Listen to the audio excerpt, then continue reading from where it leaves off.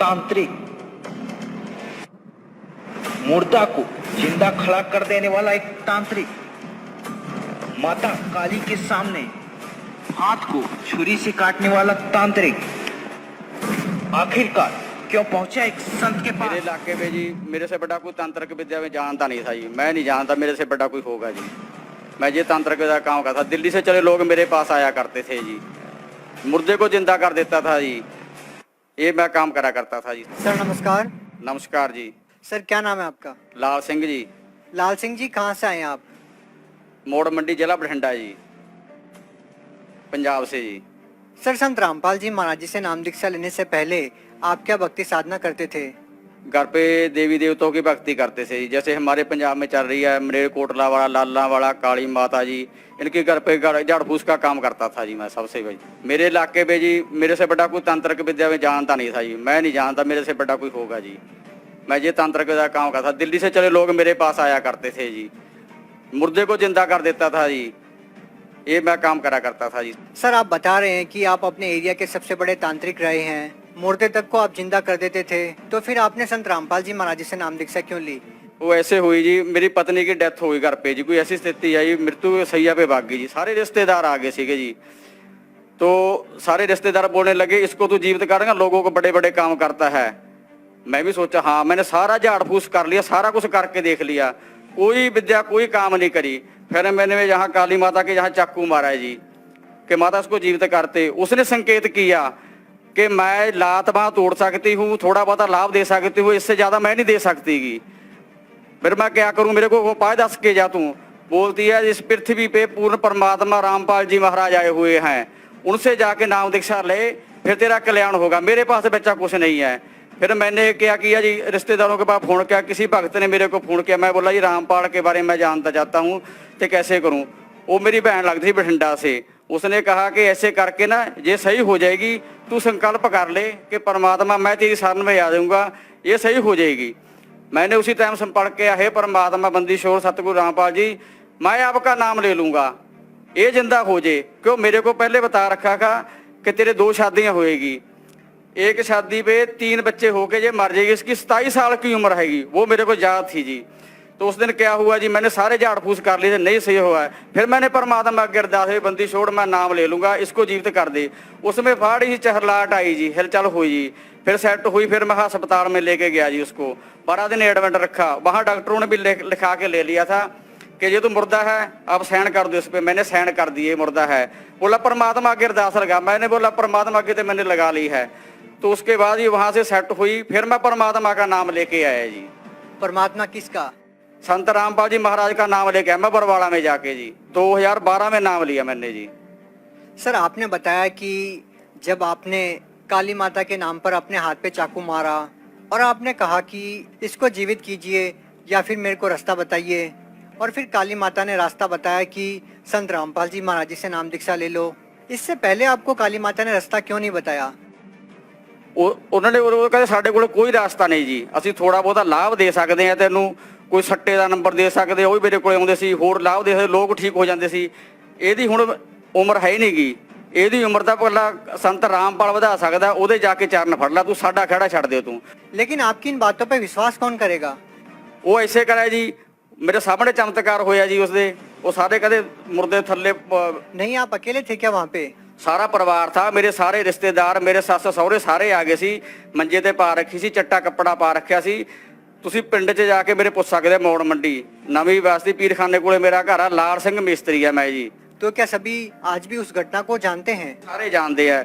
ਉਸ ਤੋਂ ਬਾਅਦ ਜੀ ਜਦੋਂ ਮੈਂ ਸੰਕਲਪ ਕਰਿਆ ਪਰਮਾਤਮਾ ਮੈਂ ਨਾਮ ਲੈ ਲੂੰਗਾ, ਕਿਤੇ ਵੀ ਬਰਵਾਲਾ ਹੋਵੇ ਮੈਂ ਆ ਕੇ ਭਾਲ ਲੂੰਗਾ। ਉਸ ਤੋਂ ਬਾਅਦ ਫਿਰ ਮੈਂ ਜੀ ਇੱਕ ਭਗਤ ਨਾਲ ਗੱਲ ਕਰੀ ਜੀ, ਜਿਹੜੇ ਰਾਮਪਾਲ ਦੇ ਨਾਮ ਲੈ ਰੱਖਿਆ ਸੀ। ਉਹਨਾਂ ਨੇ ਕਿਹਾ ਵੀ ਇਸ ਤਰ੍ਹਾਂ ਐਂ ਕਰਕੇ ਤੁਸੀਂ ਇੱਥੋਂ ਜਾ ਕੇ ਇਸ ਤਰ੍ਹਾਂ ਤੁਹਾਨੂੰ ਨਾਲ ਲੈ ਜਾ ਕੇ ਨਾਮ ਦਵਾ ਲਿਆਵਾਂਗੇ। ਫਿਰ ਉਹ ਮੈਨੂੰ ਨਾਮ ਦਵਾ ਕੇ ਲੈ ਜੀ। ਫਿਰ ਮੇਰੇ ਘਰ ਦੀ ਸਥਿਤੀ ਠੀਕ ਹੋਈ ਜੀ। ਤੇ ਉਹਦੀ ਉਮਰ ਦੱਸ ਰੱਖੀ ਸੀ ਤੰਤਰਕਾਂ ਨੇ ਵੀ ਇਹ 3 ਬੱਚਿਆਂ ਨੂੰ ਦੇ ਕੇ 27 ਸਾਲ ਦੀ ਮਰੂਗੀ। ਅੱਜ 35 ਸਾਲ ਤੋਂ ਉੱਤੇ ਉਮਰ ਹੋ ਰਹੀ ਹੈ ਜੀ, ਉਹ ਜੀਵਤ ਹੈ जी। क्या आपने पहले कभी किसी साधु संत से नाम दीक्षा ले रखी थी? सर मैं आपको एक और बताना चाहूँगा कि मैंने एक ऐसे व्यक्ति से नाम ले रखा था, उसने नाम ले रखा था। उसने मेरे को मंत्र दिए। उसने रामपाल जी महाराज की भगत चरा के ना, मंत्र चरा के उसने मेरे को 8 साल तक गुमराह करके रखा। मैंने उसको कहा, जिसने मैं उसको गुरु बना रखा था, कि आप तो इतना कुछ जानते हो, अब इसको सही करो ना, अब ठीक करो इसको। बोला इससे मैं नहीं कुछ कर सकता, इसको तो रामपाल जी महाराज ठीक कर सकते हैं। इसके बारे में उसने फिर मेरे से माफ़ी मांगी। फिर मैं उसको आश्रम में लेके गया। आश्रम में लेके वो जा नहीं रहा था, मैं बोला साथ चल, फिर मेरे को लेके गया। तो फिर उसने मेरे को नाम दबाया। उसने वहाँ भी माफ़ी मांगी गुरुजी से कि मैंने इसको बच्चे को गुमराह करके रखा। फिर मैं तो वहाँ से नाम लेके आया जी। सर, आप खुद भी एक तांत्रिक थे। आपने जिससे नाम दीक्षा ली थी वो भी सिद्धियां करते थे, लोगों को ठीक करते थे, और काली माता ने भी आपको संकेत किया कि संत रामपाल जी महाराज जी पूर्ण संत है, उनसे नाम दीक्षा ले लो। लेकिन आज वही पूर्ण संत जेल में है। क्या आज भी आपकी आस्था संत रामपाल जी महाराज में है? हाँ जी, उससे भी ज़्यादा जी। ये भी बात और बता देता हूँ भक्तजनों को, जो बंदा मेरे को लेके गया था वहाँ, उसने मेरे को पहले बता रखा था कि ये संत जेल धाम में जाएंगे। उसका प्रमाण मेरे पास है। मैंने 500 ज्ञान गंगा पहले ला के रख दी थी। हाँ, मेरे मोड़ मंडी में चढ़ के गाड़ी, गुरुजी की गाड़ी आ गई थी, मैंने रख लिया। मेरे को पता था कि ये काम आएगी, वो मैंने 500 ज्ञान गंगा रख ली थी, तो वो मेरे बाद में काम आई। उसके बाद उसने ये भी कहा था कि वो इसके बाद फिर मौका नहीं आएगा। उसके हमारी और भी श्रद्धा बढ़ गई उसके पहले बताने से कि गुरुजी वहाँ जेल धाम में चले गए। उससे बहुत ज़्यादा हमारी और श्रद्धा बढ़ गई परमात्मा रामपाल जी महाराज के प्रति। मतलब आपको पहले ही पता चल गया था कि संत रामपाल जी महाराज जेल में जाएंगे? हाँ जी, उसने पहले बता दिया था, शर्त करी थी मेरे पास, अगर तेरे को लाभ ना मिले तो मेरे को मना कर, मेरी जीभ काट देना। ये जाएंगे जेल धाम में जाएंगे, ते तू पीछे नहीं हटना। मैं बोला 8 साल तुमने मेरे को कहा कि काली माता की घर पे नीचे बैठ के रोटी खा। मैं नीचे बैठ के खाई। मैंने पानी में खड़ के भी साधना की उसके साथ। पोह दे महीने में सियाल का महीना होता पोह, उसके बाद मैं नहर में खड़ के साधना की। मैं बोला अब क्या पीछे हटूंगा, मैं नहीं पीछे हटूंगा। उसके बाद फिर मेरे को और भी श्रद्धा बढ़ गई। जब मेरी जनानी वहां से आके जीवित हुई, सही होगी, आज भी जाके पूछ सकते। उसके बाद फिर मेरा मकान गिर गया जी, 6 फुट डूंगा था। उसके बाद परमात्मा ऐसी दया करी, वो मकान पवा दिया। उसके बाद बारिश पड़ गई सी 4 फुट डूंगी, बेड टूट गया, पक्खा सड़ गया, कूलर सड़ गया, टीवी सड़ गया, सारा कुछ ए टू जेड नवा आ रहा मेरे घर पे। अब परमात्मा ने इतना ऊंचा कर लिया, 27 फुट पे छत पे मेरी छत पड़ी है, उत्ते संत रामपाल जी महाराज जी का पोस्टर लगा हुआ है। हम नहीं पीछे हटे, ना पीछे हटेंगे, क्योंकि हमको पहले पता था ये होना है। ये तो वो तो हो गया, अब हमको कोई डरने की लोड़ नहीं है जी।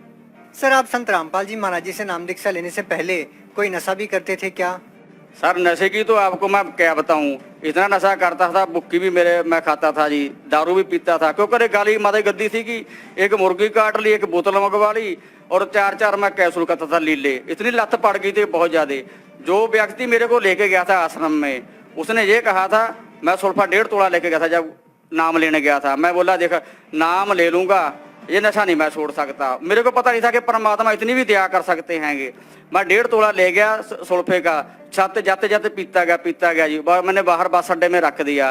तो उसने ये कहा था, इतनी तो बड़ी बोतल दिलवाऊंगा संत रामपाल जी, अंदर से आएगी, कोई बात नहीं, ये तेरे का मैं सर्टिफिकेट बना दूंगा दारू का, और नशे का तो करते रहना, भक्ति करते ना। जैसे मैं अंदर गया, परमात्मा से नाम दीक्षा ली, सिर पे हाथ रखा, वो तो मेरे से पता ही नहीं चला कि कब मेरे लत छूट गई। 3 दिन मैं वहाँ परमात्मा के साथ संग 3 दिन मैं रह के गया। बाद में मेरे को लोड नहीं पड़ी। और जितना मेरा पोटा पड़ा था घर पे, लीले कैप्सूल और बुक्की और दारू और बंडल, वो जैसे मैंने नाम लेके आया, मैं बाहर आके ना उसको पीना तो दूर, मैंने हाथ भी नहीं लगाया, मैं डंडे से बाहर करके ना मिट्टी का तेल पाके फूका उनको घर पे आके। सर, अब आपको कितना समय हो गया नशा नहीं किया आपने? कितने साल से आपने नशा नहीं किया है? उसके आज मेरे को 8 साल हो चले है जी, मुड़ को लोड ही नहीं पई करे। क्या सच बोल रहे हैं आप? हाँ जी। क्या आपके गांव वालों से पूछ सकते हैं? मैं मोड़ मंडी के अंदर मेरे गांव में आके पीर खाना है, पीर बाबा का बहुत बड़ा, कोई भी आके भक्त पूछ सकता है, कोई भी जिसको शक हो तंत्र विद्या करने वाले को। ये तो कुछ भी नहीं, जैसे मैं जानता था भक्त जी अपने इससे धरती से सोना निकालना, ऐसे बंदे के साथ रहा, उसने धरती से भी सोना निकाल के दिया। मैं उस सुनार को बेच के भी आया, आज भी मेरे घर पे प्रूफ पड़ा। जब मैं साथ में लाना भूल गया जल्दी में, वो भी आपको दिखा सकते हैं, मेरे घर पे वो छड़ के। और वो जो जिसके साथ मैं लगा था, मेरा गुरु बना हुआ था पहले, मैं कहता उससे बड़ा कोई गुरु नहीं है पृथ्वी पे। वो क्या करता था, दारू की बोतल चाहिए मेरे को, गुरुजी पैसे तो है नहीं गए, कहता फोटो के आगे हाथ कर, फोटो के आगे हाथ करता, 100 का नोट ऊपर गिर जाता था और मैं दारू लेके आता था। इतने में देख के वो ही मेरे को लेके गया आदमी। वो कहाँ लेके गया? जिस व्यक्ति को मैं सबसे बड़ा गुरु मानता था जी, वो उसे ने माफी मांगी। उसने कहा, मैं उसको सब तो बड़ा गुरु मानता था, उसने कहा भी मेरे से बड़ा परमात्मा आप आया बैठा संत रामपाल जी है, उससे बड़ा कोई नहीं है। फिर मैं बोला तू मेरे को गुमराह करके रखा, उसी दिन बोल देता। बोला मेरी मजबूरी थी। फिर मेरे को वहाँ लेके गया। और एक बात और बताना चाहता भगत जी आपको, वो उसने नाम ले रखा था गुरु जी का, नाम लेके छोड़ के ना जो भक्ति बोध में अपने दिए हुए हैंगे सप्त उजागर सतपुरुष मेरे सुख के सागर, इसके जो बाणी थी ना परमात्मा की, उसने मेरे को मुड़ी की कलामे बड़ा दी थी। मेरे को नहीं पता था भी बाणी कौन सी काम कर रही हैगी। फिर उसने वहां जाके माफी मांगी, उसके मेरे को बना के रखे थे, उसने मंत्र बना के दे रखे थे। फिर मेरे को उसने सारी बात जाके आसन ने बताई कि मेरे को माफ कर दो भगत जी, मैं आपको ऐसे गुमराह करके रखा हूँ, ये परमात्मा आए हुए हैं, इनके चरण नहीं छोड़ना। उसके बाद फिर मैंने पूछे मुड़ के नहीं देखा दुनिया से जी। क्या आज भी आप तांत्रिक का काम करते हैं? जैसे कि आपने बताया कि एक पीर बाबा की दरगाह है जहाँ पे आप रहते हैं। नहीं, हुण नहीं मैं काम करता, हूँ तो लोड़ ही नहीं पैदी भगत जी, अब तो लोड़ ही नहीं पड़ी भगत जी उसके बाद न करने की। क्यों? एक बंदा 10 कैप्सूल के देता है, डॉक्टर एक 10 कैप्सूल देता है कि आपकी बीमारी ठीक हो जाएगी, 10 कैप्सूल करो, और कोई एक ही कैप्सूल दे दे, वो भी राम नाम का। फिर हमको 9 खाने की क्या लोड़ है भगत जी, 10 खाने की। क्या आज आप पूर्ण रूप से स्वस्थ हैं? क्या आपका परिवार आज पूरी तरीके से ठीक है? जब से मैंने संत रामपाल जी से दीक्षा ली है ना, मेरा सारा कुछ सेट हो रहा है जी। घर भी बन गया, सब कुछ बन गया, अब भी सब कुछ सही चल रहा है जी। तो उसके बाद एक मैं अनुभव और बताना चाहता हूँ जी। मेरी लड़की है जी 22 साल की, तो वो बीमार हो गई जी। मेरे घर पे सिर्फ 1000 रुपये पड़े थे जी, 400 तो डॉक्टरों ने ले लिया जी, तो 600 रुपया बाकी रह गया जी। फिर मैंने संत रामपाल जी से अरदास करी, भक्तों ने कहा कि अरदास लगा गुरु जी से। डॉक्टर बोला चंडीगढ़ ले जा। मैं बोला मेरे पास तो 1000 रुपये, मैं चंडीगढ़ कहाँ से ले जाऊँगा इसको। तो अरदास लगाई कि ऐसे ऐसे करके जी, ऐसे ये बात है जी। तो मैं बोला भगत जी अगर मेरी लड़की मर गई ना तो उसको मैं यहाँ जला भी नहीं सकता, मेरी औकात नहीं कि हमारे राम बाग में 2200 रुपये की पर्ची काटते हैं, मैं गरीब कहाँ से दूंगा। और संस्कार भी आप यहीं कर देना, मैं आश्रम में लेके आ रहा हूँ। तो उन्होंने कहा बेटा तू घबरा नहीं भगत जी, गुरु जी से अरदास लगाते हैं संत रामपाल जी से, वो तेरे को अरदास बताएंगे, फिर उसके बाद बात करेंगे। संत रामपाल जी महाराज ने कहा कि परमात्मा में विश्वास रखो, भक्ति करो, ये सेट हो जाएगी, ठीक हो जाएगी। उसके बाद एक गोली की लोड़ बनी पड़ी भगत जी। सर, भगत समाज को आप क्या संदेश देना चाहेंगे? मैं भगत समाज को ये संदेश देना चाहता हूँ भगत जी, सर जी, कि ये तंत्र के विद्या में एक चक्कर में ना पड़े। जैसे जेड़ा मेरा गुरु बनाया हुआ, मेरा गुरु बना रखा था, मैं बोला उससे बड़ा और मेरे से बड़ा कोई गुरु नहीं था। इसमें कुछ नहीं रखा, मैंने सारे खेड़ के देख लिए है, सारे करके देख लिए है, इसमें कुछ नहीं रखा है। इसमें जो ये काम करते हैं ना झाड़ फूस का, सियाणियां दा, पंजाबी में सियाणा जो बड़े बड़े बाबे बने फिरते हैं, कुछ भी नहीं ये परमात्मा की शरण च, संत रामपाल की शरण में जाओ, जो थोड़े नहीं काम बनते ना वो भी बनणगे थोड़े। उतों जाके मैं गया पर शरण च गया संत रामपाल जी, उत्थे उन्हें भी माफ़ी मंगी तो मैं भी माफ़ी मंगी, हे परमात्मा मैं दुनिया नहीं लुटूंगा, जो कुछ कर रहे हैं ना असी ये आपदे बच्चों वास्ते कोड़ इकट्ठा कर रहे हैं, ये समझ लो, ये सारा पाप कमा रहे हैं। हुण संत रामपाल जी को जाओ, वो तो नाम दीक्षा लो तो आपदा कल्याण करो, जिन्हें बच्चे चाहिए नेगे।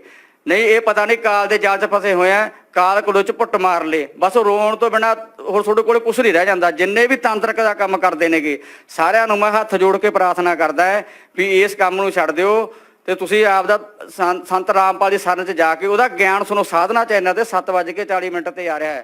बहुत बहुत धन्यवाद।